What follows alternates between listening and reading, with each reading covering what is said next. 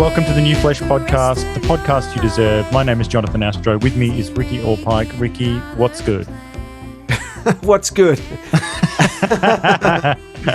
Well, everything's pretty good. Pretty good at the moment. Lockdown aside, things are pretty good.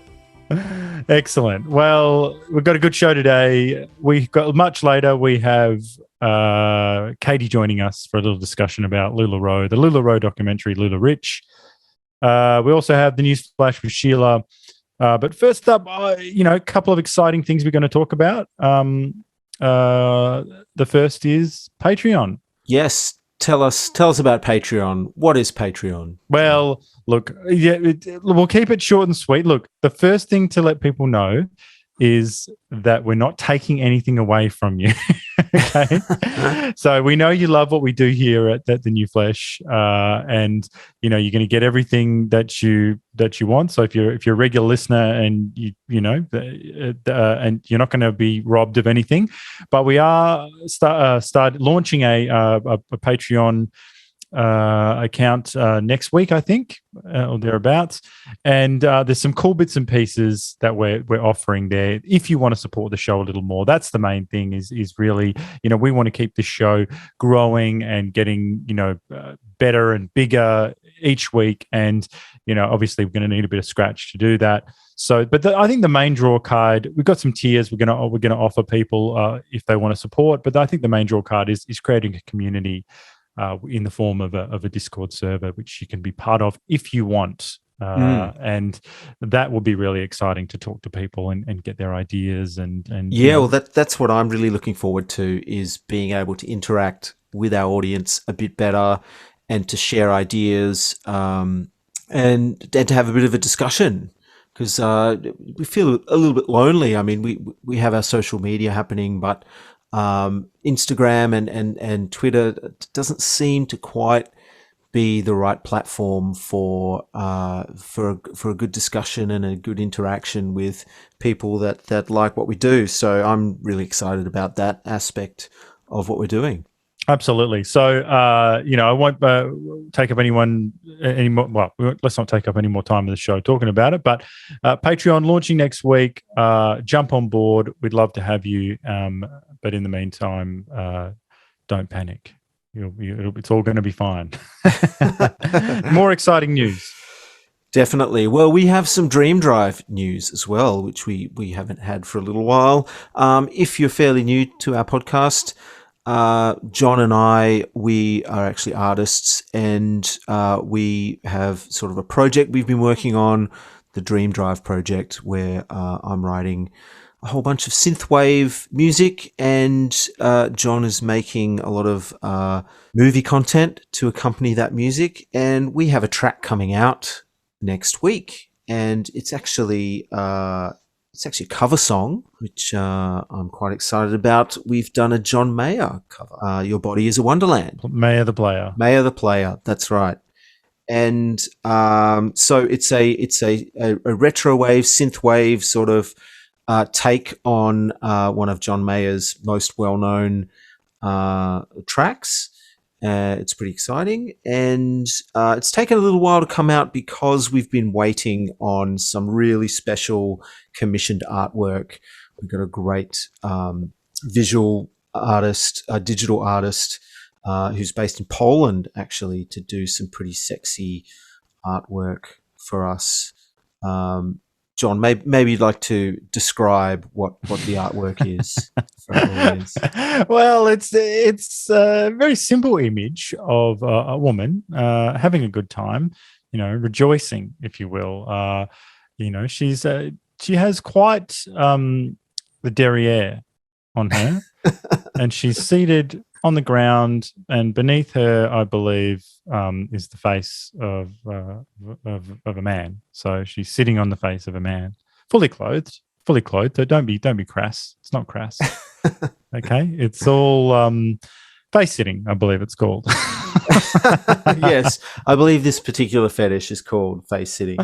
And it's a great image. I don't know how we're going to go getting it out there. Like, I don't even know. Well, I'm fully expecting, because I've got some issues with the video as well, I'm fully expecting Spotify, or if we put it on YouTube or whatever, for them just to not enjoy that. You're missing a key element of this image. The man we've got underneath this particular large derriered woman is actually John Mayer. So well, it's allegedly John Mayer. Allegedly. Okay. It's someone who looks a lot like John Mayer. Now, we're hoping John's on board with this sort of thing and we don't get a cease and desist. Well, I think he's going to love it. I think he'll be into it too. He has a number of songs about lady parts, so I think he's going to enjoy it. You'll see the humor in it. Yeah, for sure. So keep your eyes peeled for Your Body is a Wonderland. I'm sure we'll talk about it a little bit more next week as well, because it actually drops next week. So it will be out. We get the video clip coming out on YouTube and Instagram TV.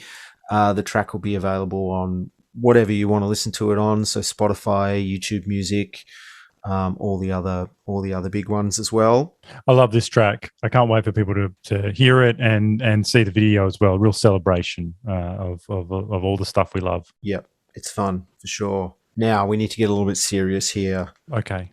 Our next topic, we're going to do a bit of transplaining here on the podcast. We like to do a little bit of transplaining. Hey, how come we haven't had a segment? It should be called Please Transplain. Yes, I think that just came to me. I know. Well, I randomly said I randomly said transplaining on our last podcast. It just sort of came to me. It did, and then here I've just carved a little more. So please transplain. Please transplain. Now, can I offer for if this is the first time you're listening to Please Transplain, then can I just start by saying, can I please just start by saying, look, go and be happy. Do what you got to do in life. Honestly, the reason we talk about all this stuff is because, some of it's mad and it doesn't need to be. Like, if you want a lady dick or you don't want a lady dick, just go and do it. I feel like a lot of this could be solved if we put more focus on what people are going to do after this part. Do you know what I mean? That's right. So you get it cut off, you don't get it cut off, you change your name, you do it, you've got the flag, whatever. Yeah. It just seems like, what now? What do we do now? Like, what do you do for a job? What are your hobbies? Let's talk about you. So that's why we talk about it so much. Now, what is today's topic?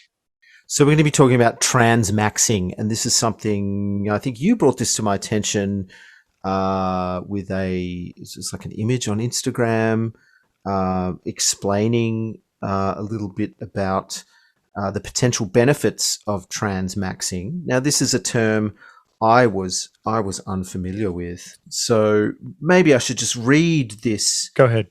This image that you sent to me on Instagram. So transmaxing, there are Stop many implicating me in transmaxing. Okay, that's the second time you've done it. You've gone. I believe you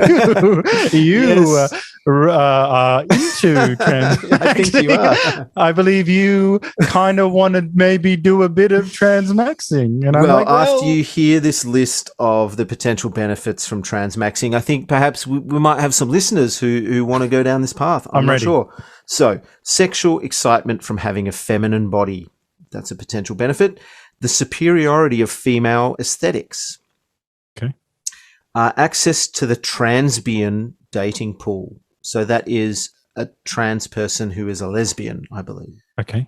The next point, full body orgasms. That sounds good. Now that's a pretty big one. That's a big potential benefit right there. Multiple orgasms from penile stimulation. Okay. Your breasts will become sensitive. You will feel emotion stronger and be happier on estrogen. Being able to attract cis lesbians, if you become attractive enough, that is, in brackets here. So that's got a disclaimer. It does, yes. So you will have to become attractive enough to attract those cis lesbians. Okay. Well, it's good. They've got to get that out of the way, because I don't know if I'd make a very attractive woman, but that's, you can tell me maybe later. That's right, yeah. Being able to attract high-quality males for sex. Okay. Softer skin and less or no acne. You'll live longer. That's another potential benefit. I don't know if that's scientifically They've got a backed link up to a there. paper there, I think, you can check out. Yeah, I think there is a link there. So if you're interested in living longer, then you might want to transmax.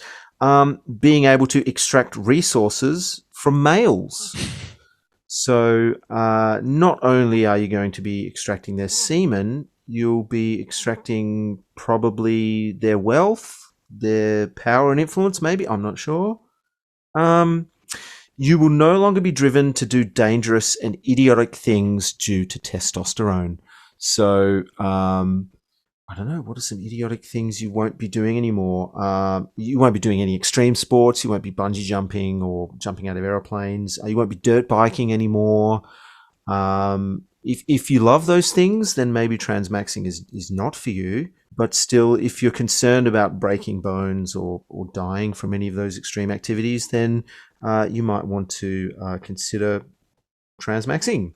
Okay. Not another hobby. I shouldn't consider taking up chess or something. I should just cut straight to transmaxing. Okay. All right. So you'll stop and reverse hair loss. Okay. So that's good. If you don't like the bald look, you can. Women don't like the bald look. Let's be real. That's true. Unless it comes with a really big bank balance. Move on, quick, move on. People will treat you better if they think you are female. Okay. You're less likely to get killed. You'll have access to female spaces because, in brackets, it says here, males are disgusting. Is that editorial or is that, like, I don't know how that's meant to be. Is it like, are they saying that follows from the first clause? Is like access? Is it because males are disgusting, or? I think it's saying that female spaces are great because males are disgusting. Okay, all right, yep, I got it. Yeah. Got it. Yep. And the last point here is you'll get cheaper car insurance. So, but I guess the offset of that is you'll be paying a lot of money for hormone replacement therapy. So, I think you come out even Stevens there. What do you think? Yeah, look, I think it's extreme. It is. And now well, I'm sure we both looked at different parts of the internet for this. So, but I've got a couple of Reddit comments here that I think sum up everything. So this is from r/transmaxing. This is posted by you/boring Kate. This is today. This is brand new, hot off the press. Ooh. So this is the comment. I was a depressed, kissless, jobless, forever alone hikikomori virgin living in my parents' basement. and now I'm a successful porn star with 2 girlfriends and tons of friends. That's just the headline. Okay. I didn't quote always know. And honestly, close quote. And honestly, I'm still not sure I'm really innately trans. It actually says innately trans in the way that some girls say they are. But transitioning was still the best decision for me! ! The best decision I made. Ordering girl pills online completely turned my life around. 10/10, 10 out of 10. Would recommend. I'm guessing if you're here, then you probably already know it. But rTransity and hrt.cafe, that's a plug for them, are both great resources for anybody looking to self-med. I feel like this is someone who works for those companies. Yeah. It is painting a ridiculously rosy picture of hormone replacement therapy. So, but this actually hits on the origins of this transmaxing phenomenon, because That's right. A lot of these keywords in here are part of another subset on the internet. So, kissless, jobless, forever alone, hikikomori, virgin. Hikikomori is a Japanese word meaning it's for the people who stay in their home like forever. You know what I mean? Like Yes, yeah, I've heard social anxiety. Yeah. So in my parents' basement. So all of that, and then that actually is sort of incel language. That's right. Yeah. Through my research, I didn't actually really know what an incel was, but it's involuntary celibate. So it's a member of a subculture of people who define themselves as unable to get a romantic or sexual partner despite desiring one. discussions in incel forums are often characterized by resentment and hatred, misogyny, misanthropy, self-pity and self-loathing, and racism, a sense of entitlement to sex, and the endorsement of violence against women and sexually active people.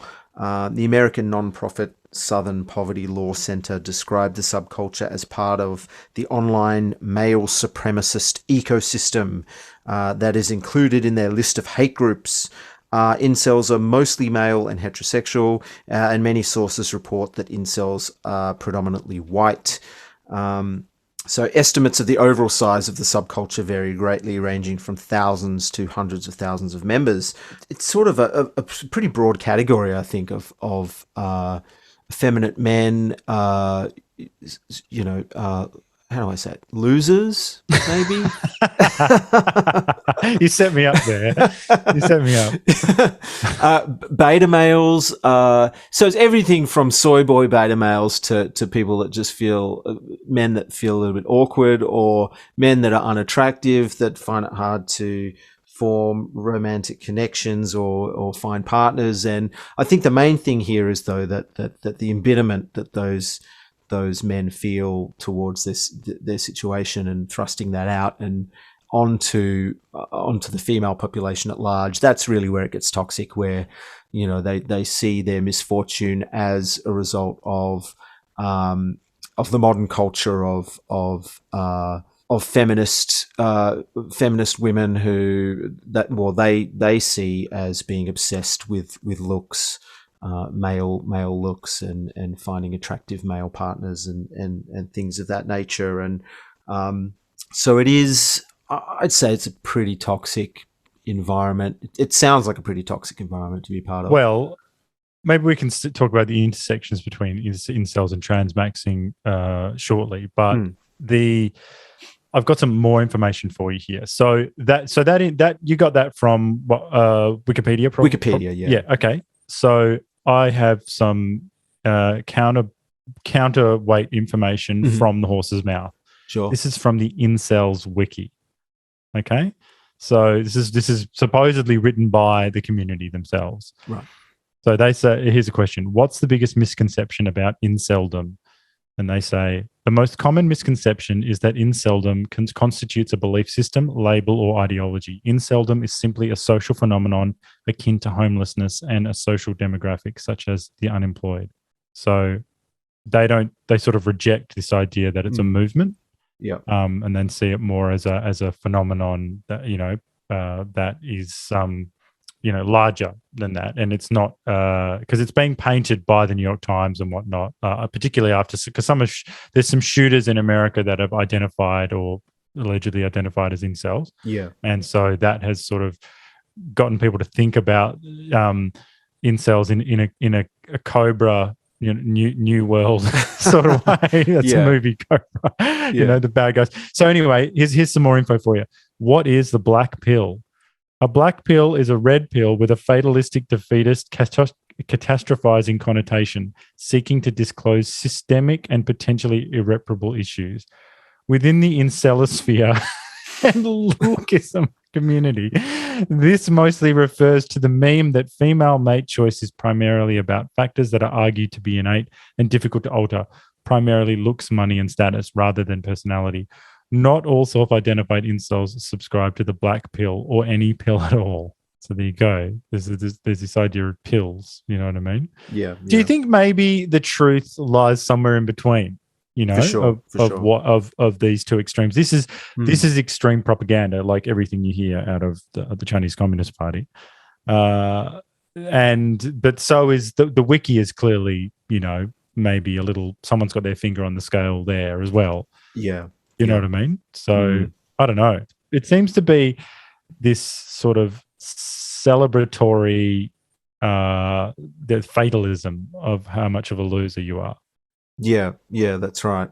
The trans community are very opposed to incels and transmaxing. Sorry, and they're pretty vocal about it too. So they think it's tied up with forced sissification and humiliation kink, so that it's more of more of a sexual fetish than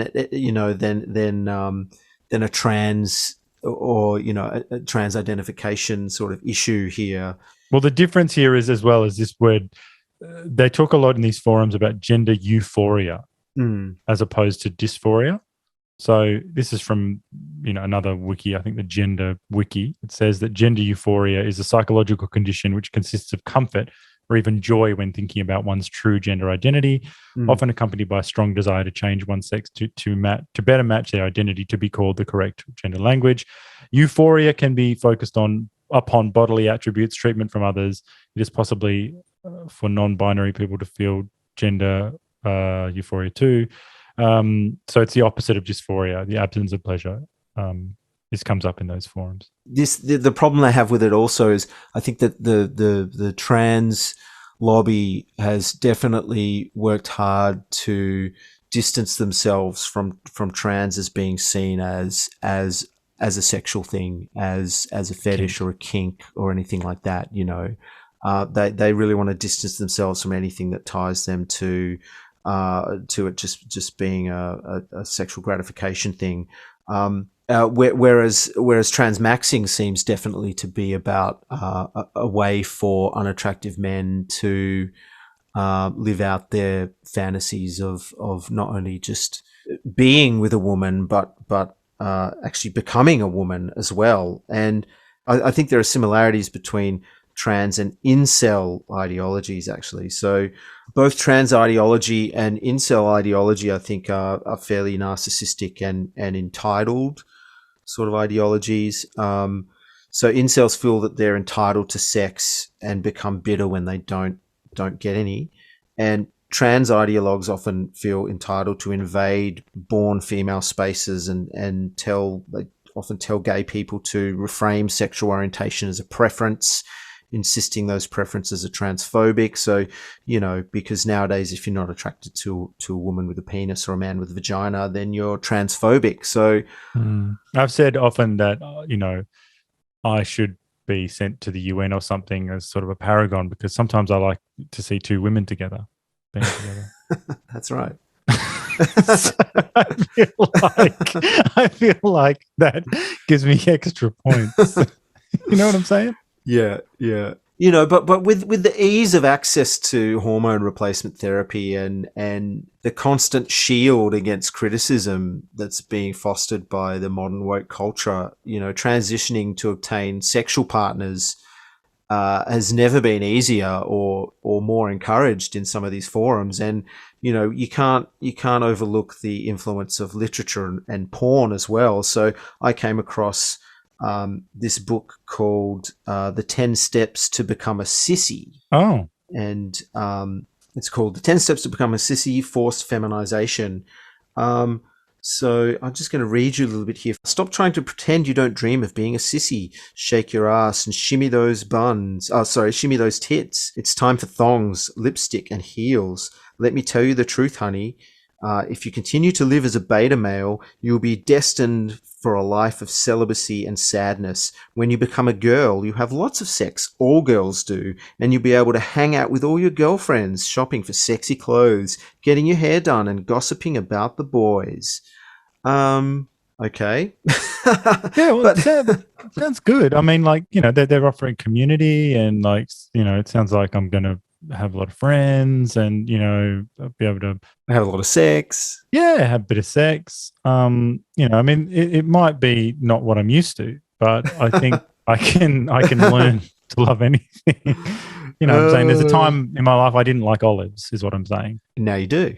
Now I do. So, I could learn to like anything. The other aspect is pornography. So there's this thing called sissy hypnoporn, which is allegedly pretty big in the trans-identified male community. And there are multiple communities devoted to it. So yeah, I had to do a bit of research on this one. So sissy hypnoporn. Did you? I did. Did you? Go on. So basically, it's trans woman degradation porn that features flashing images meant to hypnotize males into taking hormones in order to sissify themselves. So many trans-identified males admit getting literally addicted to hypnoporn, and that's what made them realize they were trans. But people have genuine concerns. So this is just another bit of tidbit from the r/transmaxing. So this guy's got a question. You know, the people are out to help. Okay, so this is from a user. He says, "Oh, well, I'll just assume it's a he. Should I try going gay before getting on hormones, or does it just not worth it without hormones if you don't already like guys?" 67% upvoted, so popular. First comment, I do not recommend trying to go gay if you are not attracted to males in the first place. Some people experience a change in sexual orientation from HRT. That's hormone replacement therapy. But this does not happen to everyone. It can also be about wanting to experience how sex with men is like when you are female. Don't you think this sets back the gay rights movement in a way? Because gay rights have been campaigning for the longest time that it's not a choice. You know, people are born just being attracted to who they're attracted to. You know, if you're a gay man, you're attracted to other men. If you're a gay woman, you're attracted to other women, and you're just born that way. That's just the way it is. And now these sorts of communities are unwinding that by suggesting that, you know, you take some hormones and you can, you know, flip your sexual orientation, and it's very strange, don't you think? Well, I think it's an interesting time, you know, and you know, I believe that I'm an optimist, so I believe that we will get to a good equilibrium at some point. But for the moment, you know, the unfortunate thing is we won over through the hard work of a lot of gay people and lesbians in the 1980s and before. They worked really hard, you know, to win over some people who were very difficult to win over. And part of the way they did that was, you know, by this idea of saying, look, you know, we don't have a choice with who we you know, choose to be with. It's almost biological, essentially. You know, it's not a choice. And that's something that a lot of people found very compelling, and you know, it did a lot of good. And then now, you know, we're turning on that and saying that, well, actually, you know, it just gets very confusing, because part of some people, so you hear this word dysphoria, gender dysphoria, spoken about sometimes, not all the time, but then in other cases that, you know, is sort of diminished. Like, you know, some of the narratives that are pushed by trans activists, like, they don't seem to mention gender dysphoria. Like, it's a clinical definition, right, which you can find in that what is it, that DSM-R book or whatever. Yeah. So basically, this definition is eschewed in favor of sort of glitter bomb terms. Do you know what I mean? Like, and highly emotive language. So, and I understand why. It's because this is all very, you know, tender stuff. This is all very, you know, volatile stuff. Basically, we're talking about people's mental health here. So, you know, with concerns about mental health, you know, you want to stay away from, you know, certain topics, you know, for understandable reasons. But at the same time, that concern has chilled rational debate. So it seems like the idea of gender dysphoria, the idea that, you know, which is that old biological thing. You sort of go, oh, well, they didn't choose to have gender dysphoria. Yeah. Now we're just trying to bring them in line.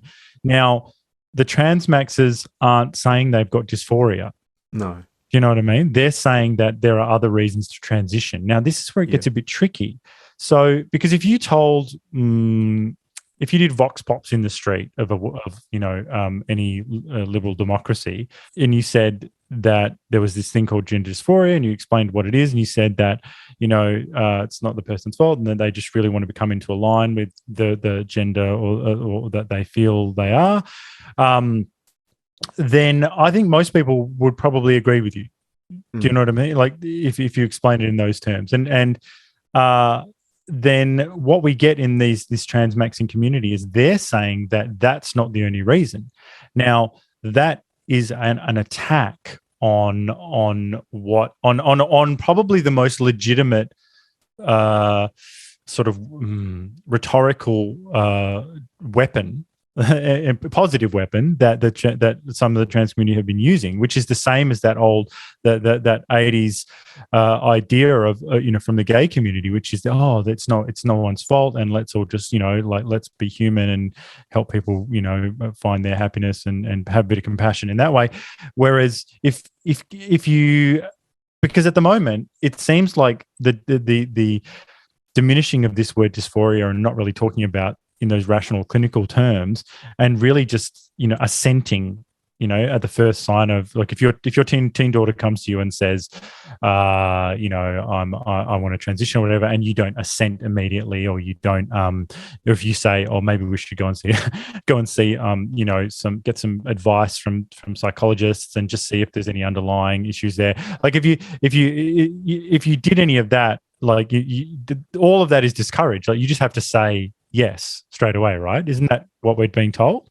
Sort of. That's right. Yeah. So if you have to say yes, then I feel like you can't be 100. Then it's sort of diminishing this idea of dysphoria, because shouldn't you be able to say, oh well, let's go and see if you do have gender dysphoria? You know what I mean? And if that's not on the table, then I guess people, some of the trans community might not like what the transmaxes are doing, because they're breaking the rules. They're not doing it right. They're you know what I mean? They're getting on the drugs and they're transitioning, which a lot of people might think is a little mad anyway. I mean, like just the person down the road who works at the auto shop or whatever, like they might not be on board with that. And now that some elements of the trans community are saying, oh, you're not doing it right, this is the way you do it. Yeah. So I mean, what do you make of all that? Well, yeah, I think that the trans community is concerned that transmaxes are undermining their argument that just like gay people, it's something that you're just born with and you can't help, and it's not a choice.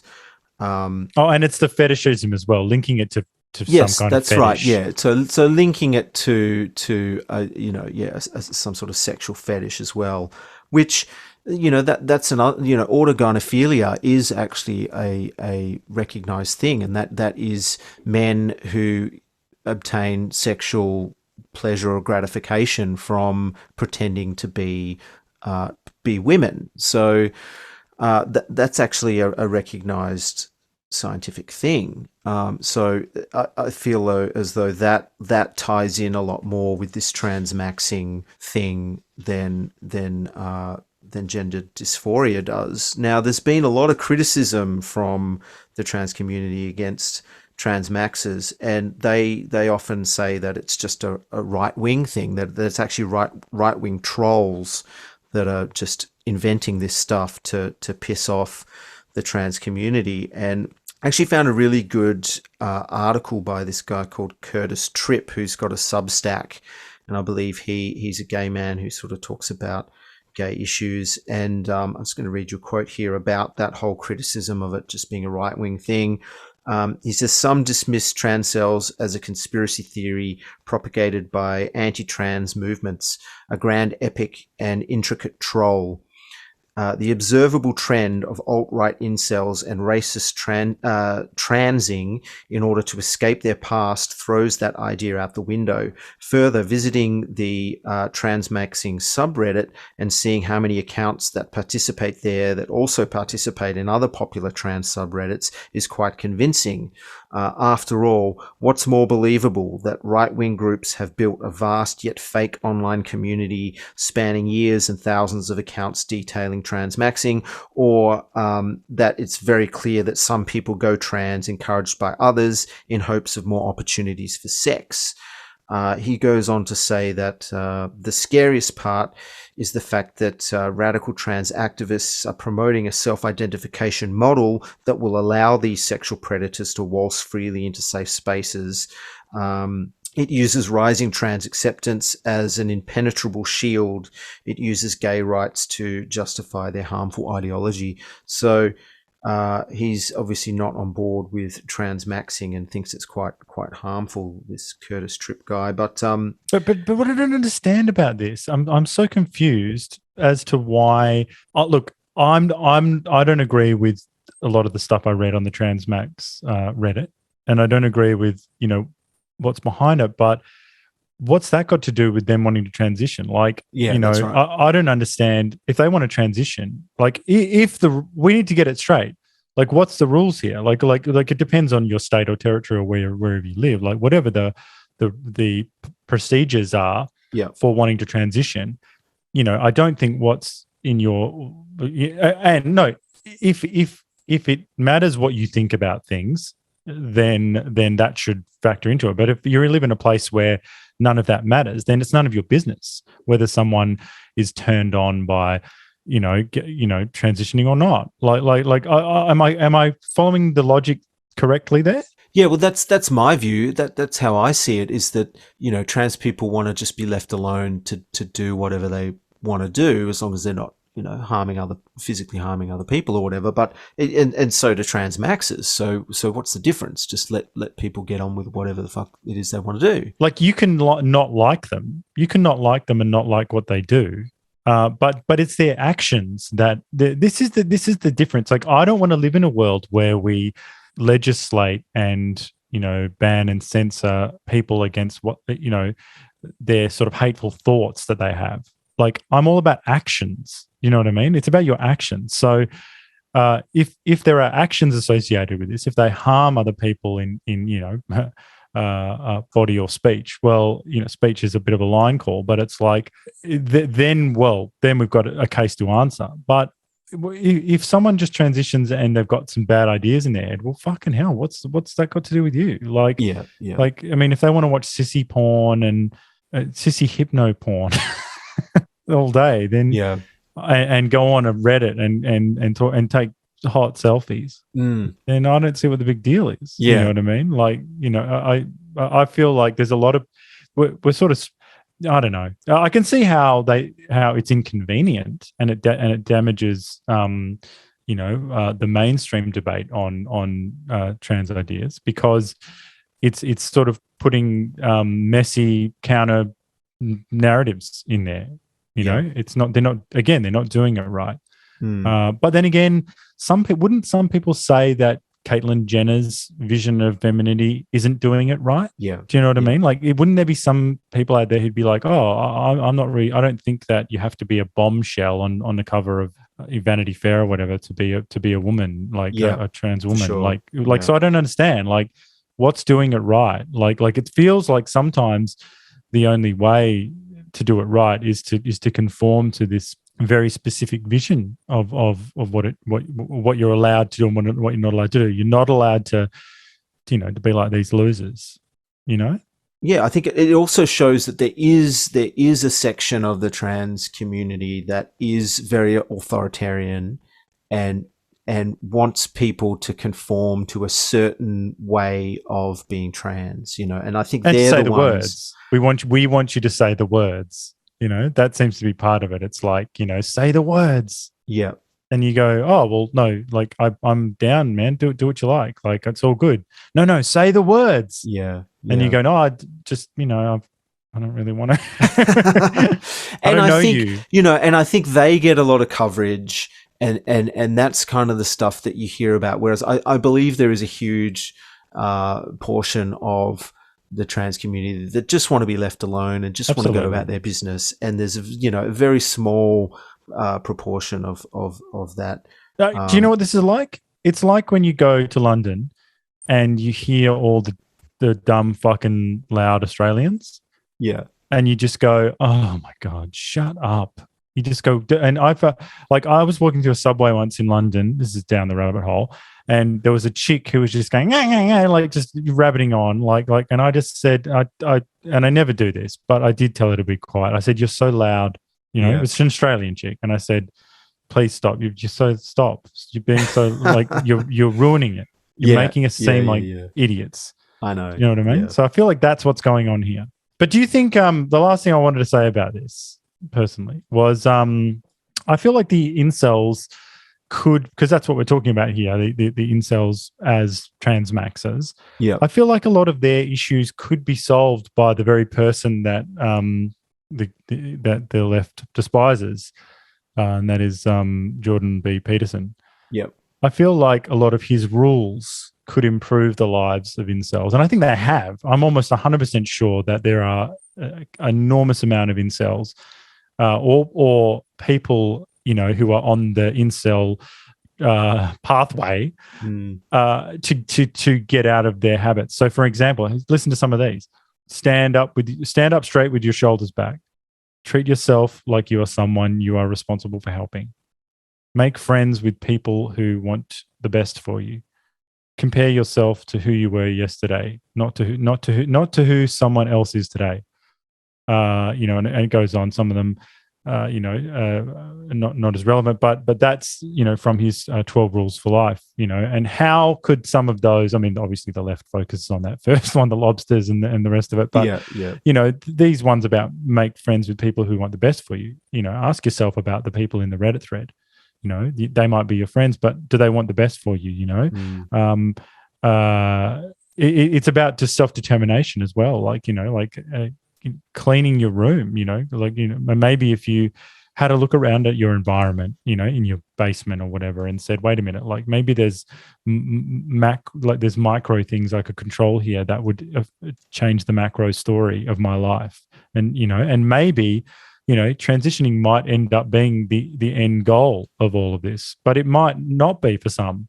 Maybe the transmaxing thing for some of these people is a last-ditch attempt to change their terrible life of loneliness and isolation. Yeah, I agree. I think, I think they should be looking at alternative ways to improve their life. I think there's a lot you can do, and I think Jordan Peterson's book highlights 12 things that you can do right now. So maybe we can say, to choose your destiny, sissy hypno porn or Jordan Peterson. I know which one I'm choosing. Yeah, so the sissy porn, right? That's right. We were thinking the same thing. Well, John, I don't know about you, but I need some news. As do I. Sheila! Why are you guys doing those weird intervals? I don't know. Makes me think that you don't care. Cut those out. Shh, we cut those out. Okay. It makes you sound insincere that you want me here. So, all right. Well, we've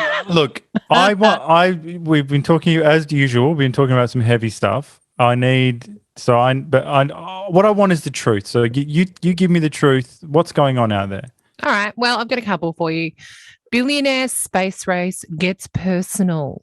Elon Musk mocks Jeff Bezos's rocket for looking like a penis and takes aim at him for appealing to the FCC to reject SpaceX's Starlink project, saying you cannot sue your way into orbit. That's the headline, is it?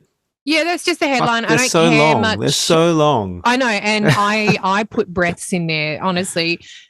Daily Mail needs to sort themselves out for, grammar. Don't all rockets look like a penis? I guess. Well, you can't send them up looking like vaginas. It's not aerodynamically safe. Well, I know. But there are strains of feminism that object to the phallocentric nature of buildings and whatnot. Well, yeah. I mean, I understand that. I mean, no, but you don't. What do you mean you understand? A building is a building. You can't say, what is it? So Freud said sometimes a cigar is just a cigar. It is the most efficient structure. I mean, if you had buildings that were just vagina shaped, like clam shape. No, but you don't walk past, a building like Empire State and the first thought is, whoa, he's rock hard. So anyway, look, but back to Elon. Didn't he recently uncouple from his partner? Is this true? Yeah, Grimes. This is a singer, is it? Yeah. Grimes. Now, does she get half of what he's got? I don't think so. He's got like 5 kids. Honestly, he needs to stop worrying about getting into space and get himself into the vasectomy clinic. So stop worrying about Jeff Bezos's pecker rocket and worry about his own pecker. Yeah, and where he puts her. Like, stop just impregnating. Like, I read somewhere. When I say somewhere, it was Daily Mail in the comments section, and someone was like, this is very lucrative for her, and this is how she's basically had a baby with him for money. And someone else wrote, well, it's pretty easy for this egocentric individual to get a vasectomy if he's that worried about his cash. Get a vasectomy, dudes. If you're so worried about your cash, get a vasectomy. Maybe he wants to be the Genghis Khan of space. Maybe he wants to populate space with his seed. Yeah, all right. Well, I look this.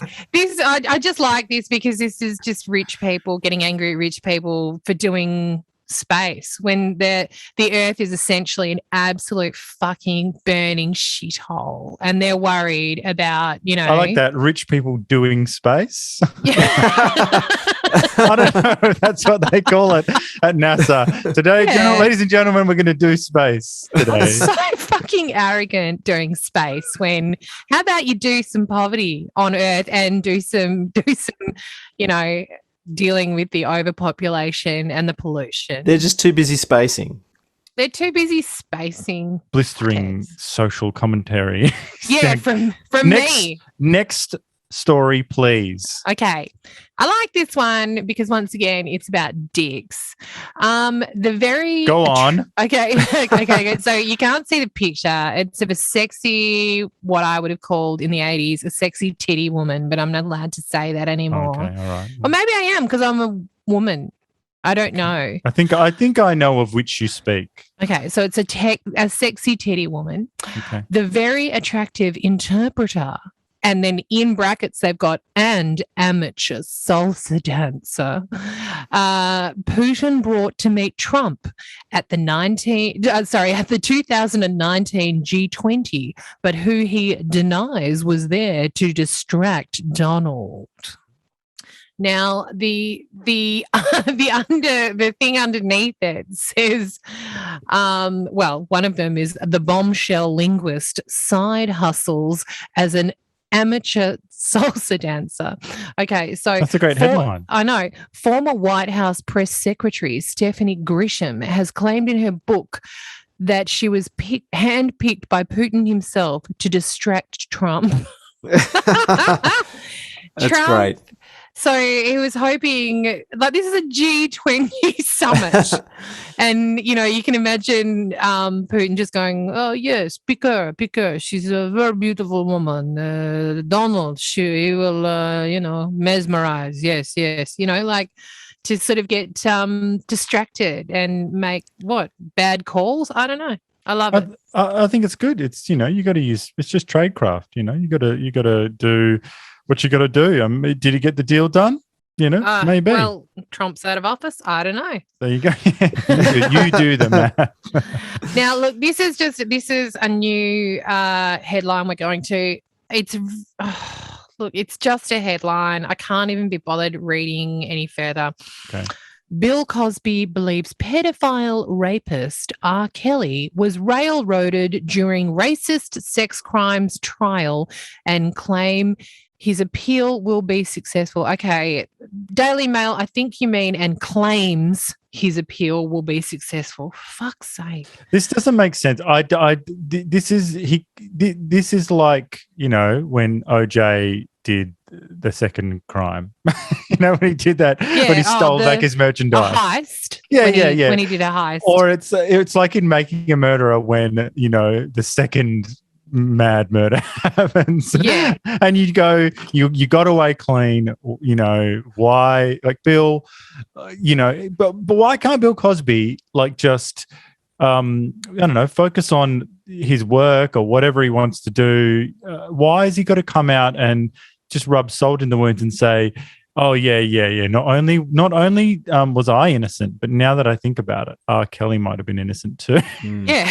Some people are saying he's one of the most prolific rapistadors ever to walk the earth. Like, I He's mean, this is a heinous human being.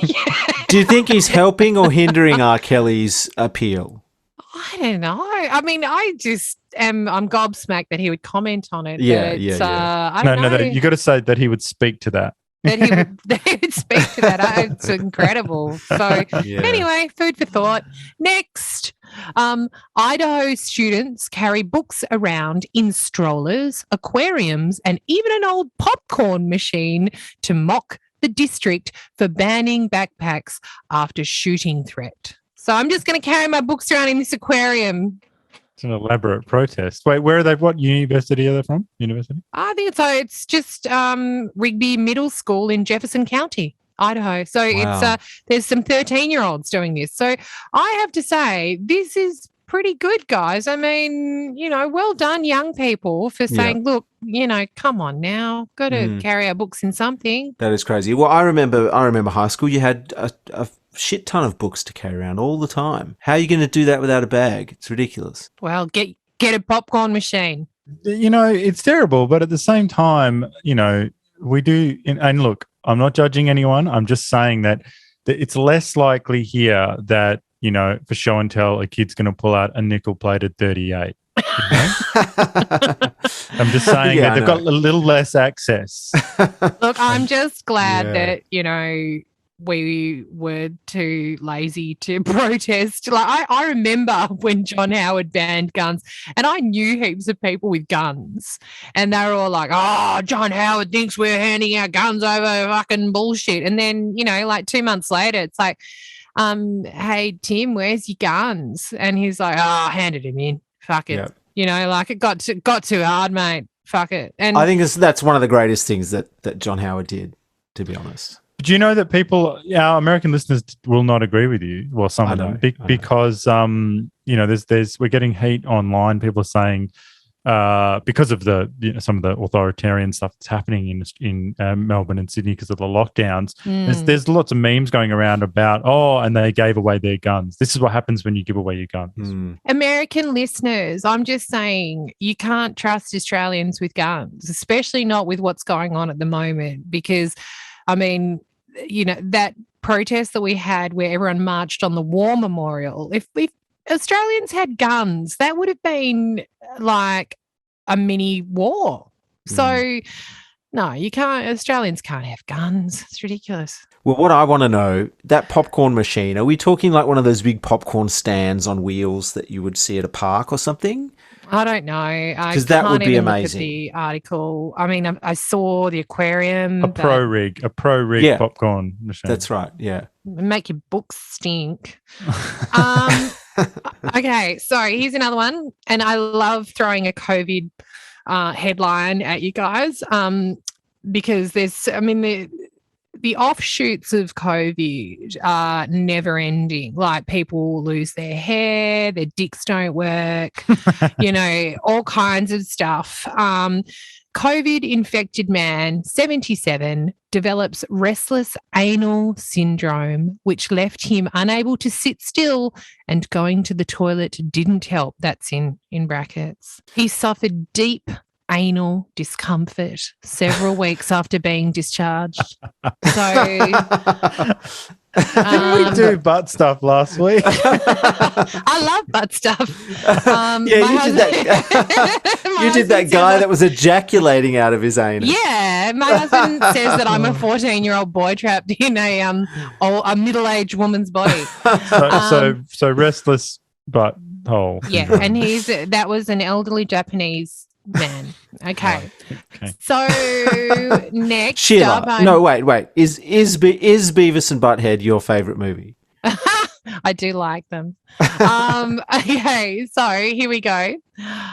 Former Bond girl Britt Eklund, 78, says new 007 could never be a woman because the male spy is single and a female bachelor is called an old maid.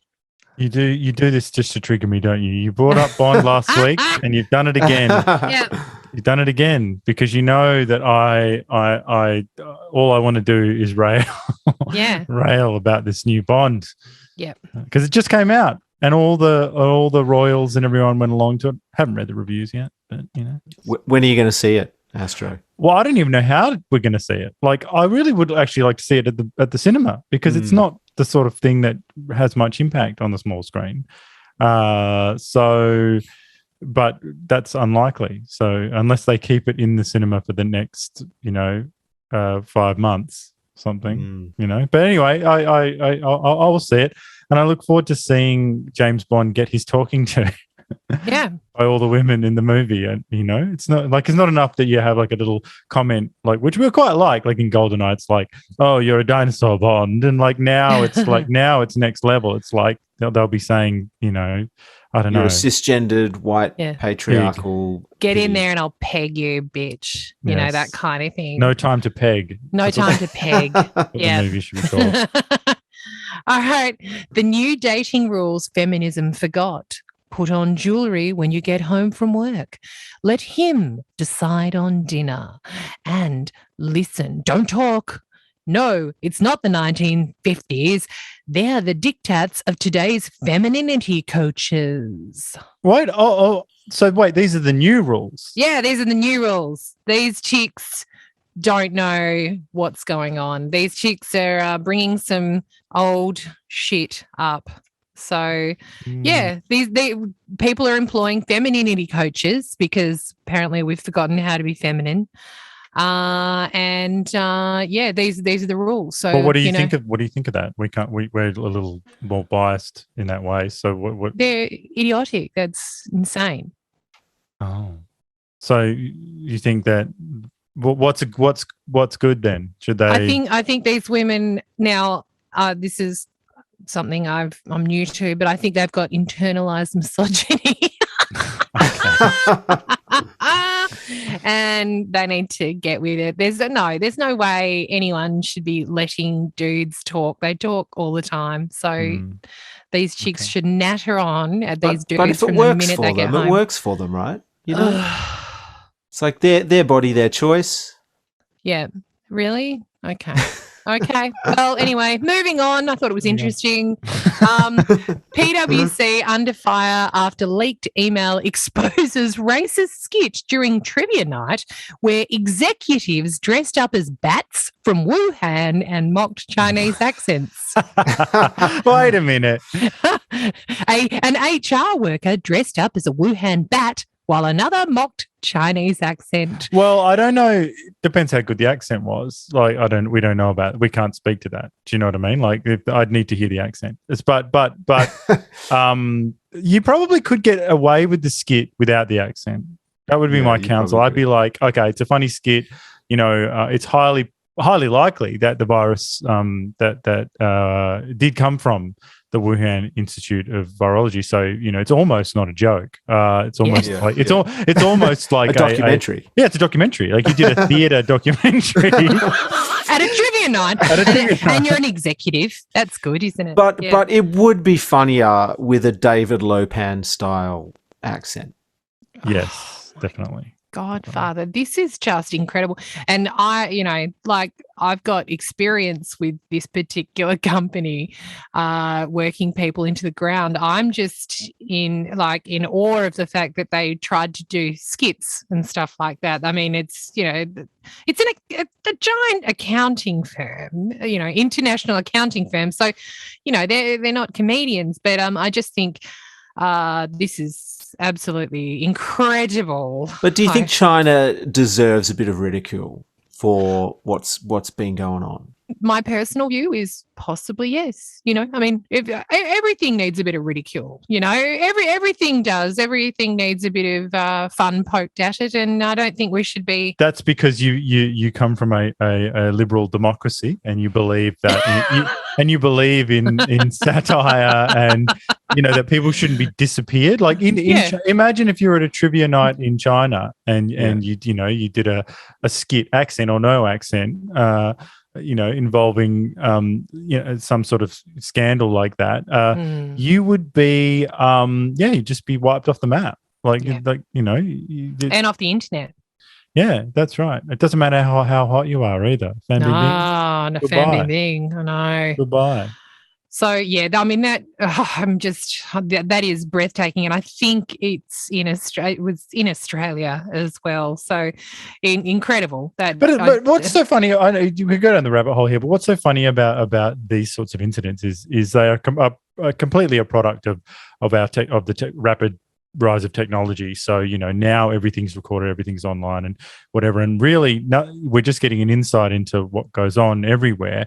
But where is the line, between, is there, I mean, I don't feel sorry for these people. It sounds like they're doing all right. But I'm fascinated that, that you would, when you're writing them at the skit, you wouldn't say, oh, wait a minute, we're probably going to be recorded, or there's going to be, you know what I mean? Yeah. Like it's going to be all over Twitter. Yeah. Or whatever. Like, and then I'm also, see the other side where it's like, are you never allowed to misspeak once ever again? Do you know what I mean? Like if you, I mean, it sounds like they did a lot of work for their skit. So it wasn't like they just said the wrong pronoun. It's like they got up and they went, they did Mickey Rooney. They were like, they did full Mickey Rooney. But look, these guys, this company works people into the absolute ground. So, I mean, I would say the people who were organising it were probably so tired they made a few line ball calls. So I'm not going to defend that company because I've had terrible experiences with them. So lastly, I'm just because this is a great headline and I think you guys will get a kick out of it. It's called, get this, Bot of Gold. Smuggler is caught with 2 pounds of gold paste stashed in his rectum at Indian airport after customs x-ray. Bot of gold. You like that? Play on pot of gold. That's great. I love a good pun. So much butt stuff today. I feel like that's going to be our most popular subject. Some reason. That guy should change his name to Rumpelstiltskin. There you go. See? I mean, he can shit gold. That stuff's funny. It is. All right, Sheila, thank you very much for the news. I feel I can better tackle the day now. Yeah, go off and do space. All right. Great stuff. See you guys. LulaRich. What in the hell? LulaRich, what is that? We are creating confidence and security. I had achieved the dream. I was selling magic leggings. This is a huge opportunity in America. Women were selling breast milk so they could afford startup costs. It had just become a circus.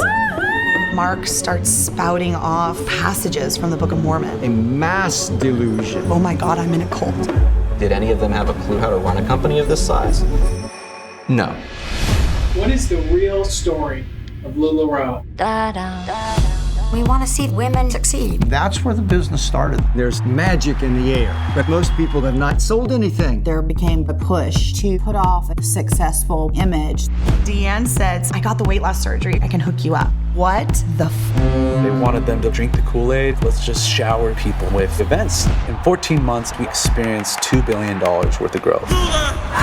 They're using cheap language of feminism. We were empowered, and then the husband was supposed to take over. What inspired the empowerment of women for you? Can I jump in there and then you can talk? Yeah. 85% of the 6th floor was their family. We show up every day and say what problems need to be solved. The whole house smelled like dead fart leggings. Little did I know this is going to end up looking like a penis. It's the definition of a pyramid scheme. How many lawsuits have been filed? It's dozens. The question is, what did you want out of it? You get to be the boss. I'm gonna lose my house. This is the time of my life. It seemed too good to be true. And it was. I did turn down the cruise. I love white people to death, just being on a boat in the middle of nowhere. I'll see y'all when y'all get back. Okay, with us now to talk about LulaRich is Katie.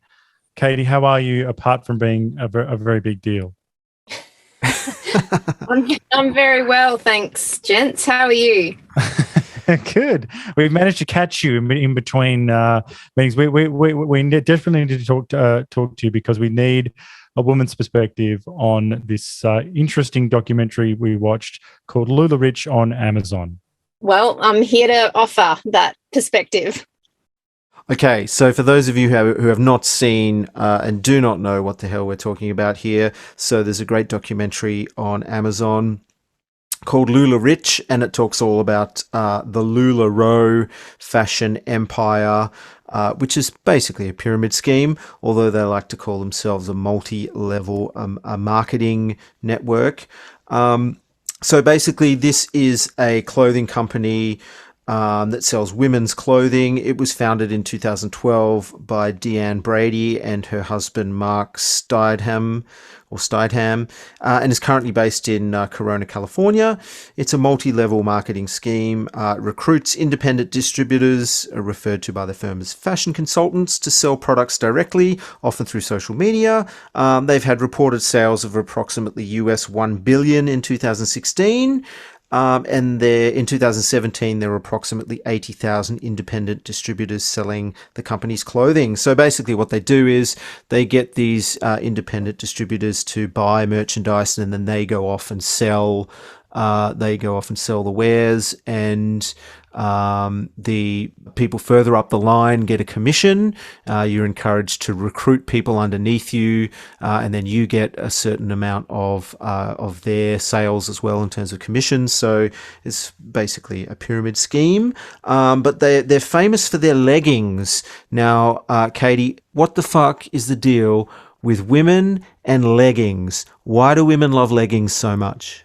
I really don't know. I mean, in my younger years, being seen in leggings or anything skin tight was just such a no-no. It was really just like, why would you want to show off your saddlebags to the world? It has been such an interesting evolution in terms of, leggings and active wear directed at women. I mean, like, anywhere you go now, I think lockdown has contributed to this as well, but anywhere you go now, you are bound to see at least 50% of women, out and about doing their chores, their shopping, whatever, wearing leggings and or active wear.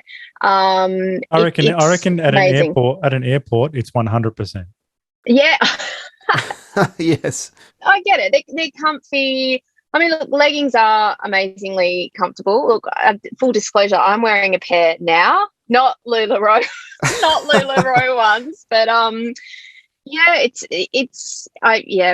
women and their obsession with leggings. I can't explain it. It's got to be a comfort thing. It's got to be a comfort thing. Well, leggings really put LuLaRoe on the map. They do other forms of clothing as well, but it wasn't until the leggings came out and the various prints that they had that it really took off, and people really started to have a thirst for anything LuLaRoe. I think it was definitely, though, I think from what I can gather, the appeal of the LulaRoe leggings was two things mainly.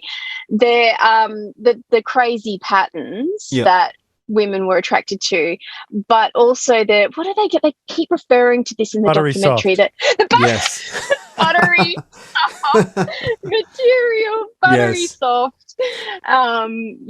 Feel of the material. But as you learn in the documentary, things start to go downhill because they start scrimping on that buttery soft material, and they start, making them a lot cheaper, so using cheaper materials, and then there are all sorts of issues with the leggings not lasting very long, ill-fitting, splitting. Then you had the hilarious situation where a lot of the crazy patterns were situated in such a way as to make it look as though the lady wearing the leggings has a big bulging penis, or has a bee or a butterfly like crawling up into their vag region.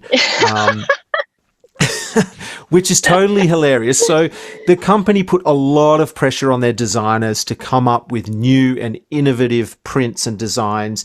They had this thing where I think they only had about 1,000 or so prints that they would make. So prints became exclusive.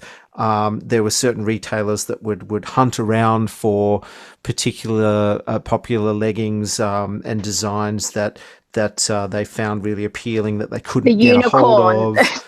Yeah, the unicorn, as they call it. Yeah. Oh my gosh, amazing.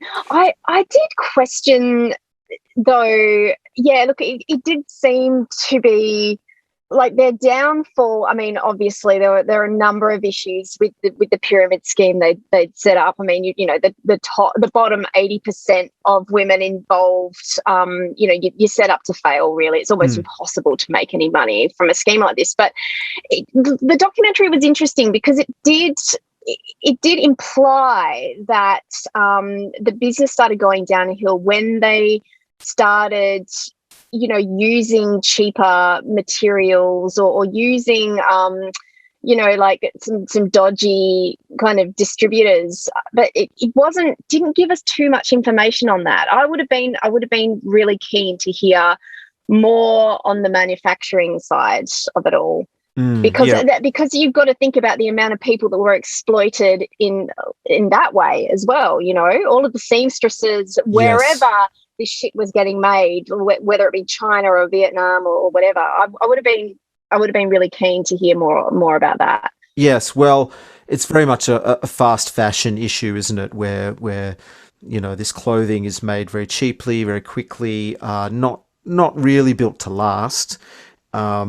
And yeah, so I'm sure there are people in different countries that are making all this shit that are getting very much exploited. Yeah, but the problem they had is they had such their expansion was so quick and so fast that they didn't have buildings or warehouses big enough to house all the stock. So a lot of the stock was sitting outside in the rain. And rather than getting rid of that stock, they still sent it out to their distributors to try and sell, and they were waterlogged and they were stinky. So that was one of the big problems with the leggings, that they just stank. And so much so they had such a big problem that when retailers would go onto the LulaRich website to log a complaint in the online form, one of the drop-down menu items that you could choose from was stinky leggings. That's another hilarious part of the documentary when the women are describing the smell that came from these waterlogged leggings. Disgusting. So, Katie, why are women drawn to LulaRich? What is it about this brand that rather, who is drawn to it and why? Well, obviously they were targeting those stay-at-home mothers that wanted to feel that they still had some autonomy over their financial situation, or they wanted to sort of just earn a bit of money on the side to pay for those extras for their families. Yeah, absolutely. It was, and the company aggressively targeted those women, white American millennial women. Yes, absolutely. And and it was quite an alluring message as well. If you're at home and you just think, oh, this is something I can do. It's the same shit. That all those women that get into selling Tupperware and Thermomixes and all of that sort of stuff. It's just like, oh, this is something I can do from home. I can go and host a couple of parties a week, and there's there's a social aspect of running a business like that as well, which I'm sure that women enjoy. And look, what I found particularly interesting as well about the LulaRich setup is that a lot of these women, once they had bought their cachet of stock, that in order to sell it, a lot of them were actually hosting these live Facebook parties where they would model, from their own home as well, where they would sort of model the pieces of clothing for all of the people that had joined the live chat, and these leggings and clothes were just selling like hotcakes. They would literally sell them in the moment and tag it and bag it, you know. And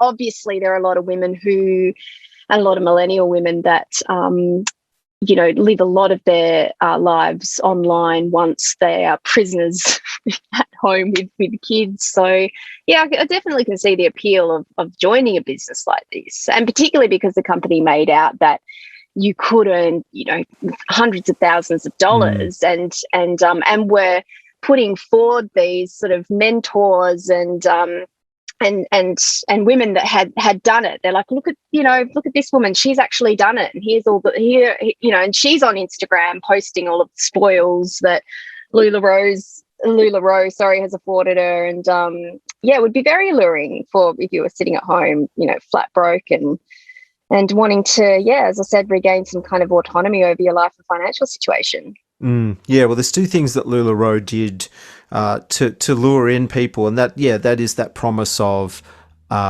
full-time money for part-time work was the big thing. It's something that you could balance, which is, it's always too good to be true, isn't it? Absolutely. And you still see businesses advertise using that promise as a way to lure would-be employees. It's crazy. I mean, it's just a fact of life, isn't it? There is no such thing as a free lunch. Like, you cannot. It's not a thing. You can't work part-time hours for full-time pay. All of these women that get wrapped up to it, the big thing is they just wanted more time with their family. They didn't necessarily want to become millionaires, but they just wanted to have some extra cash to contribute.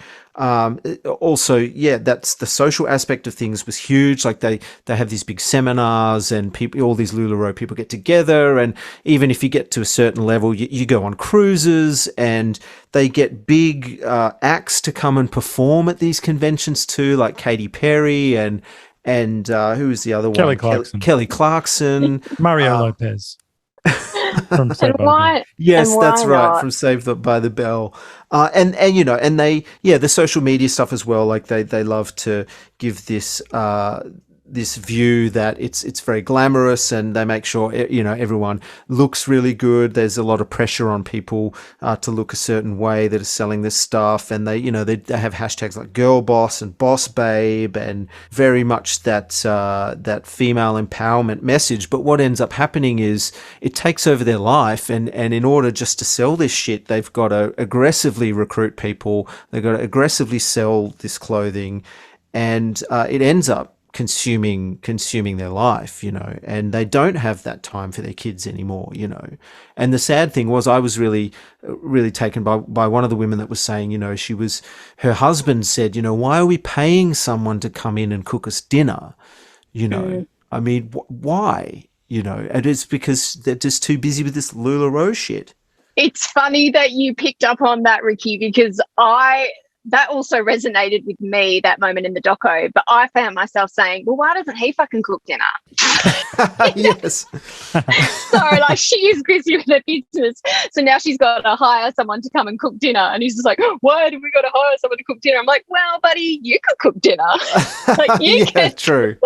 You'll order a fucking pizza, Yeah, well, the other nefarious thing that they do here, LulaRoe, is they put a lot of pressure on the women to, as they say, quote, retire their husbands. So try and get their husbands to quit their job and to get in with the LulaRoe thing, and to basically make it so the family is completely dependent on LulaRoe for their income entirely, which is a dangerous thing to do. Oh, so insidious, I know. And the amount of couples that actually did that. Yes, and you see these blokes doing the Facebook Live, sales, and I've got to say, those Facebook Live sales, they do not look appealing to me. It's someone's spare bedroom, and the lighting is shit, and the camera quality is shit, and how do you even know what you're buying? I don't understand how that way of selling was successful. Oh, look, I think I tend to agree. I don't understand it. I personally would never buy anything, via those means. However, I think a big part of the appeal was sort of this idea that what you were buying was a limited edition. So if you didn't snap it up there and then, your size might run out, or if you sort of took a few days to think about it and then got back in touch with the retailer, it'd be gone. So, again, just exploiting women, not all women, but some women's tendency to have a unique sort of piece. And I think those events are exciting too. They're sort of, you're in the moment, and Shall we turn our attention to the documentary itself for a second? Did you feel that the documentary was fair and unbiased? Oh, I mean, look, it's not going to be a fair portrayal of the business owners of what were their names again? The Deanne and Mark, I think. Deanne and Mark. You can tell that just by looking at the thumbnail of the documentary. There's this awful picture of Deanne with this stunned look on her face. Wild-eyed, expression. It's so unflattering. And so immediately just like, okay, so you're painting her as a clown before I even press play on this. So and we did press play. And we did. But absolutely, they've it's a very unsympathetic portrayal of those two. But they also do muckraking at the beginning, like they pump up the Mormonism. And also pump up the enormous amount of children they have, which, you know what I mean? Like I think that's a little cheap. They were trying to get the coastal elites who are going to watch this documentary, the sneering coastal elites, to make a judgment about these people. They wanted it to seem more cult-like, True. And also it immediately positions them as unrelatable. A, they're Mormons, B, they've got a million fucking children. And so how dare they believe in something, like crazy, Well, the thing is, though, like, obviously they're a pair of scammers, but they were saying a few things that I personally agree with in terms of what, self-determinism and kind of, backing yourself. And, look, what I thought was really interesting at one stage, Mark said, it's up to the individual. Everyone gets a box of clothes, and you can either turn that into $1 million or you've just wasted $5,000. And what I like about that is that he's right to a point, in that if you're talking about the opportunities that we're all given in life, and some people will grab them by the balls and really and have that self-deterministic streak and really just go for it and work goddamn hard and achieve incredible results, where others invariably have the same opportunities, within a given set of circumstances and don't work as hard and won't sort of hit the same heights. But I suppose I do understand that mentality, and I prescribe to that myself. But what he's sort of leaving out of the equation is that invariably it's still a pyramid scheme. So even if you're in that bottom, 80% of women, if you have just been recruited and there's thousands and thousands of retailers above you in that scheme, you are just going to make so little money off selling that merchandise. And it's also very hard when you have a lot of resellers in your area. When you're one of 10 or 20 people in your suburb that is selling this stuff, it makes it just much more difficult to sell it, And I do have some stats here. Like, some people did really, really well in LulaRich, and inevitably, and this is what happens with pyramid schemes. If you get in early, you do well because you have so many people underneath you. So 80% of retailers had no one below them in the level. So they have to lose money. In 2016, the top 0.01% of LulaRich retailers made over $150,000 a month in bonuses. So that's basically from your downline or upline? Downline, yeah. and while 70% of retailers made $0. That's crazy. So it's definitely difficult. But I do think the documentary is a little bit biased. But one thing I did get out of it when they're talking about the early years of Deanne working and just basically sewing her own maxi skirts and selling them and getting orders and stuff, like, you did get a sense that she was really motivated. She was she was on her hustle. And so I think it did have noble beginnings, but it just grew and grew and grew. And then I think I would argue that it's possibly the influence of Mark coming in later on, because Mark married Deanne sort of after she had started doing this LulaRich thing. And I think he's the one that really turned it into a multi-level marketing company. I agree, Ricky. I was thinking the same thing. I thought this bitch had it, like, she was fine. She was already earning hundreds of thousands of dollars a year just from this little business, which she literally ran out of her own home. And it's when that husband came in and decided that he was going to get involved and they were going to expand, that it started going south. When I say that started going south, they still made billions of dollars. Oh yeah. They're still billionaires. It just means that, morally, I think the way the direction they took the company was questionable. And it did seem to me, I got the impression that Deanne very much handed over the reins of the business to Mark. The business side of thing, like, that's the man's job. Do you know what I mean? She'll stay across the creative, but the man will handle all of the deals. Yeah. Well, it's interesting. It's interesting you say that, because they did lead a lot of seminars and stuff for their retailers. And you did get a sense that the female empowerment message was a little bit fake, faux feminism, because at the end of the day, Deanne was sort of preaching that the man needs to take charge, and they would have these sort of mantras like the 4 suggested don'ts, which is don't talk man to man, don't mother him, don't have better ideas than him, don't admire other men's qualities. Then the 3 magic A's, which is appreciate, accept, and admire. They also sort of preach in a way that the woman's place is in the home. Where do you get this book? Sounds good. But and that's the thing. I mean, if she truly believes that, then it was inevitable that she was going to let him take the reins of the company and feel that he was, in fact, basically the masthead of the business, which is so troubling on so many levels. Like, I mean, she was already running this incredibly successful business, and clearly he would have been feeling quite emasculated by that, because at no stage do we ever hear what old mate did before joining his wife's business as CEO or whatever. So I can't imagine, probably would have been a salesman, but can't imagine he was bringing home more money than she was. So that's right. Well, she encouraged.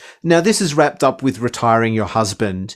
So when members who were having sort of home stress due to LulaRich, they were encouraged to read this book by Dr. Laura Slillinger, The Proper Care and Feeding of Husbands. So that was recommended reading. And also Deanne was quoted allegedly as saying, all you have to do as a woman is get on your knees for 5 minutes a day and please your husband, and then your husband will let you buy what you want. So what do you think of that quote? That hasn't been my experience, Ricky. It's not been my experience. And I already buy whatever I want without having to get on my knees for 5 minutes a day. But look, it's all very, very, very, very fascinating. Well, it seems that, she has a certain set of values of, very traditional gender roles and stuff. But because she lives in the 21st century and she has to push this message to sell her product, she has gone in for this girl boss babe, women can do it, female empowerment, whereas actually she is fairly traditional. And I know we're sort of bagging out her, her stance here on gender roles and stuff, but some of what she says was quite reasonable, like treating your partner with admiration and respect, and then, getting that back in return, seeing things as a bit of a partnership. You can debate as to, That's what I mean. Like, yeah, you're 100% right. There are some good things in there. There are some good messages that they preach. They're in there, but there's so much other garbage, that you've got to sift through. It's I know you've got to go, Katie, but I just wanted to ask you, don't you think that that there's this specter of this sort of modern peg the patriarchy idea of feminism sort of hanging over this movie? Like there was, it was very judgmental of this sort of empowerment vision of Deanne's sort of whole deal. You know what I mean? I suppose so.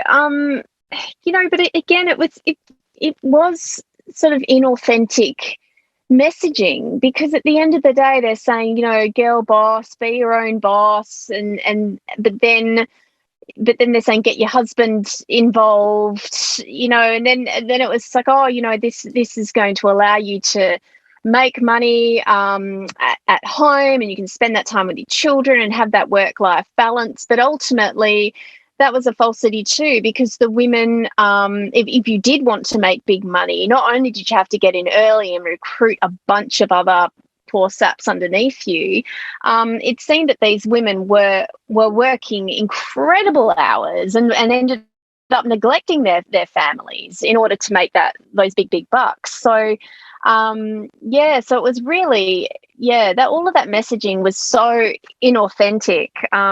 What do you think about gastric banding as well? Oh my gosh. So retailers were encouraged to get gastric banding to look slimmer. Oh look, it's bananas. It really is just like, I'm sorry. I think these days, I mean, not that all of this took place too long ago. I think we're only talking a couple of years ago, aren't we? Well, they're still going. The business still exists, and it's still crazy. selling merchandise. But I would say now, isn't that kind of a form of, if your boss were to right now today imply that you are overweight or could overhaul your appearance or maybe slip you the number of their surgeon in Tijuana, don't you think you would have grounds? I mean, that's essentially harassment or workplace bullying. Technically they're not. Technically, I guess they are their own boss by being a reseller here. So, they can't claim any sort of harassment, I think, on those sorts of grounds. Just crazy. Those poor women. I mean, to really, they would have to have such low self-esteem and to even consider gastric banding in the first place. So, Well, I watched this documentary with my wife Venga, and I would often turn to her and ask, about the fashion and go, is that good? Is that good? Would you wear that? Would you wear that? And her, some of it she said, that's pretty good. Some of the maxi skirts are all right. She's like, but it is fast fashion for frog women, is what she said. Look, your wife is a very fashionable woman, so I'm surprised she took a liking to any of those garments. But there was a lot of frog women in this, though. I have never seen so many frog women as when they went on the cruise, the LulaRich cruise, where they're all partying it up, and I've never seen so many frog women. Yeah, well, that's why they love a maxi skirt, hides a multitude of sins, it's the leggings as well, very stretchy and not very restrictive. That's what you want, just freedom of movement and freedom to put on a couple of pounds if you want to. That is your right. Freedom of movement. Well, I think we probably should wrap you up so you can go and be free. Thank you, Katie, for joining us today. As always, we'll have you on again to talk about another hot button issue. Loved it. All right. Thanks, gents. I'll speak to you soon. So that's funny about about the frog women. I love it when Wenger gets real. You know? Yeah, it is nice. It's good. Just quickly, I read an article about this show that was absolutely fascinating from of all places, Jacobin, which is a hard left publication. Lunatics, really. But this was fantastic. So this was called LulaRoe's Leggings Rip-Off Scheme is Just Capitalism Writ Small by Amelia Aurelian Ivunio. why have we got to fuck up all the names? Yes. Anyway, so some of the quotes here I think you'll find fascinating. So it says here, in a country with no mandatory paid parental leave and very little publicly funded childcare, women who find themselves in this double bind are incredibly vulnerable to the message that multi-level marketing companies are peddling, the message that they're peddling, which is that you can have it all for an upfront fee. This was about the people in the documentary. LulaRich features interviews with two talking heads, Robert Fitzpatrick, author and MLM expert, and Jill Filipovic, feminist writer and lawyer, as well as sometime Hillary Clinton superfan and preacher of the girl boss gospel. It's not clear why Filipovic is in this movie or what her connection to LulaRoe is. Her identifying tag just says journalist. And it goes on to talk about that guy was talking about multi-level marketing. What's interesting is there wasn't actually a lot of people in this documentary. Like, it wasn't exhaustive. Do you know what I mean? Yeah. And you always got to look at it. They're just picking a bunch of subjects, people who they feel are interesting or can tell different parts of the story. And like, this wasn't like the OJ documentary, which is just so exhaustive and so, so many different characters that you feel like you're really across it. This was just a handful of people, and they leave huge swathes of the issue to that chick. It just says journalist. I'm like, for what publication? Like, who do you work for? Like, that doesn't matter. You know what I mean? Like, unless, or it should say, if you've got a big Substack that's good, we should know about that. But it just says journalist. Who the hell was that chick? Yeah. And this multi-level marketer expert guy, who's he? And some of the employees, could be disgruntled. I don't know. Yeah. But the most interesting thing to me was that, don't you think that that this has escaped people's perception, is that this is made by Amazon. This is an Amazon documentary. So, you know what I mean? Yeah. This documentary about how terrible a business is to its workers is made by Amazon, a company that makes people not have breaks, so they have to piss in bottles. Yeah. You know what I mean? I know. Ridiculous. And I think that was really lost on people, Yeah. And there wasn't a lot of people in the documentary either that were at the bottom of the pyramid. It was all, middle tier women who had a bunch of cash and lost it. Yeah, that's right. Opposed to people who had nothing, got nothing, and now are even worse. But as a counter to that, there were several class action lawsuits filed against them, and there's also a huge social media page, I think, on Facebook of people disgruntled or mistreated retailers that are obviously on the lower end of the pyramid that have come out to vent their frustration. So I think that in a way backs up a lot of what they're saying in the documentary. But the fascinating thing for me is how are people still getting sucked into this? Like, surely we know enough about pyramid schemes and the way shit works that people should never get this far. I mean, maybe people just aren't that aware or aren't that literate in terms of their business savvy or whatever, to realize that there comes a point where you just won't be able to sell it because there are too many people around you that are trying to sell it, and you're paying too much in commissions to your upline to make any money. Yes, but this article in Jacobin points out, it says LulaRoe reported that 70% of its retailers made $0 from recruitment bonus checks, while the top 0.1% made an average of $150,000 per month. and that's how it's supposed to work.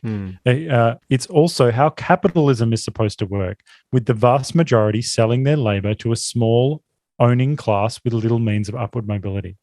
So that's obviously their extreme view. But, I find this naivety about capitalism, and that's someone who I believe in regulated capitalism, but still, this documentary is very naive about capitalism. You know what I mean? Like it's fine to we use these words like, oh, pyramid scheme, and I go and pyramid schemes are terrible, right? And they get but then again, there's only a hop, skip, and a jump between that and some other business practices. Like, I mean, just pick anything out from Silicon Valley. I mean, some of the tactics used to keep us in Apple's ecosystem, or to control our preferences in that way, or lock you into iCloud for the rest of your goddamn life, or something. Like, I feel like some of that is just as bad. And I'm not saying, oh yeah, LulaRo's great because everything else is so bad. It just, I find the weird lines drawn in this documentary really strange. People get sucked into this because it's the human condition, you know what I mean? We all want to prosper. We all want community and family to get better, and we want, and I feel like these businesses just prey on that, and these pyramid schemes are just a distilled, version of some legitimate businesses that we think are like. I mean, I just mentioned one, Amazon. Amazon's practices are terrible. They are terrible. Like, we will look back and go, oh my God, how did you let a business get out of control like that, and be so ubiquitous and so devastating on its competition and its workers? Do you know what I mean? Like, the irony is so rich. Like, this documentary being an Amazon original and complaining about, the biggest problem they had was, the company was growing too quickly and they hired their family. That was the big problem. Like, if they went slower and they didn't hire their family, then it was all be okay.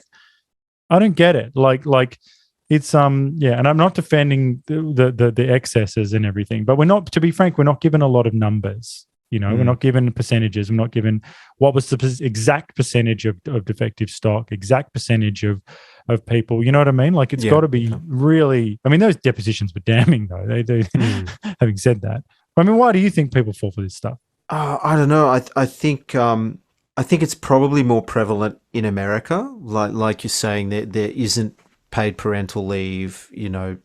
Childcare subsidies don't exist. Sort of a different work-life situation over there. So, and $100,000 in college debt. That's the other thing. To Dun and Bradstreet or whatever. Yeah, the student debt, the student loans in America as well. I mean, all of that sort of weighs down on you, and you are looking. I guess if you are a sort of a stay-at-home mum, or you're looking after kids or whatever, or you've only got sort of part-time. Only able to commit sort of part-time work, you would be looking for things that are achievable to do from home, that will make you some money, but also something that you might be interested in. I mean, a lot of women are interested in fashion, and they probably look at that and go, I could do that. I could enjoy doing that as a bit of a side hustle, as opposed to, driving an Uber or stacking shelves somewhere. Like, this is something that is a bit more appealing. But yeah, as to why so many people. Well, it's all their marketing was, say what you like, it was really effective. Oh, it was, yeah, really, really effective. Like, their messaging was right on point. They're selling a lifestyle. Absolutely, yeah. Like, I just have a problem with hypocrisy, and I think that the documentary makers are dangerously close to presenting themselves as hypocrites. You know what I mean? I feel like that's a pretty good overview of the documentary. It's definitely worth checking out. LulaRich, Amazon Prime. That about does it for another edition of the New Flesh podcast. Next week, we have our regular Side Boob Cinema coming up on Wednesday. And what film are we? William Friedkin's Jade. Very much looking forward to that. Sexy. And everyone should put in their diaries October 7th for Wonderland. Yes, our track, our John Mayer cover, Your Body is a Wonderland, will be coming out on the 7th of October. And I suspect we'll launch our Patreon just prior to that. Yes, so please think about hopping over to Patreon and lending your support. Well, Ricky, I guess we said what we said. We did say what we said. And until next time, long live the new flesh. Long live the new flesh.